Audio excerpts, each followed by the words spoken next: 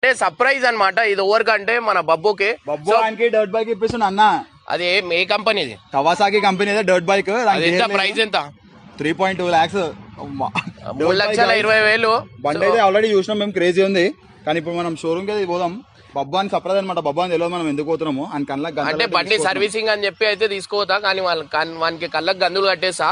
ఇంకోటి వచ్చేసి ఏంటంటే అంటే రైడింగ్ అనేది పోతున్నాం కదా, సో ఏంటంటే బబ్బు కూడా మాతో ఈక్వల్ ఉండాలని చెప్పి. అండ్ బండి మాత్రం క్రేజీ ఉంటది అనమాట. వితౌట్ క్లచ్ ఉంది కదా, అది వితౌట్ క్లచ్ ఆటోమేటిక్.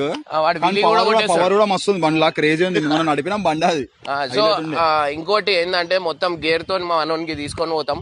అంటే ఏడవైనా, ఎందుకంటే వాడు ఎప్పుడు ఏడవైనా మా ఇంకల్నే కూర్చుంటుండు.